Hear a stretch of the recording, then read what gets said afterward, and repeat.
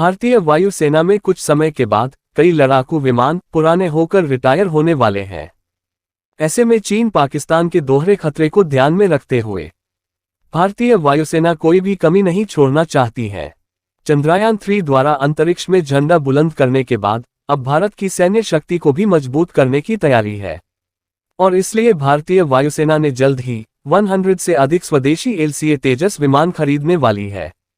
इसमें सेना ने मार्क 1A विमानों का ऑर्डर देने की योजना बनाई है। इस कदम से भारत की सैन्य शक्ति तो बढ़ेगी ही, साथ ही एरोस्पेस सेक्टर को भी बड़ा बूस्ट मिलने की उम्मीद की जा रही है। ANI की रिपोर्ट के मुताबिक वायुसेना ने अपने MiG-21 लड़ाकू विमानों के रिटायर होने के बाद मेड इन इंडिया विमानों को खरीदने की योजना बनाई है, जिसे रक्षा मंत्रालय और राष्ट्रीय सुरक्षा प्रतिष्ठान में सभी अधिकारियों को लिस्ट सौंप दी है।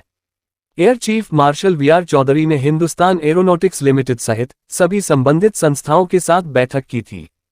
इसके बाद 100 विमान खरीदने की योजना बनी है। वायुसेना के पास उपलब्ध विमानों के कई बेड़े कुछ सालों बाद रिटायर होने वाले हैं।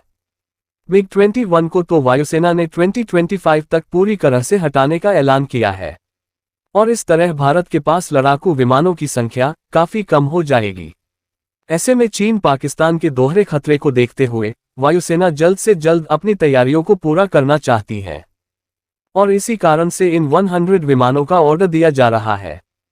भारत के इस स्वदेशी तेजस मार्क 1A विमान को दुनिया के सबसे बेहतर हल्के लड़ाकू विमान की कैटेगरी में रखा जाता है।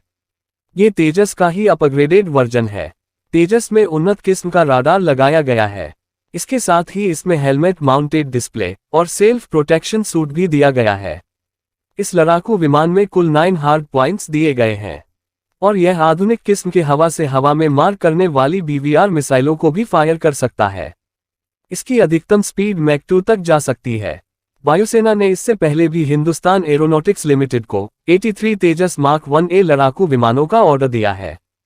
फरवरी 2024 से इन नए विमानों की डिलीवरी भी शुरू कर दी जाएगी और आने वाले 15 वर्षों में वायुसेना के पास 40 तेजस, 180 से अधिक तेजस मार्क 1A और 120 तेजस मार्क 2 विमान होंगे।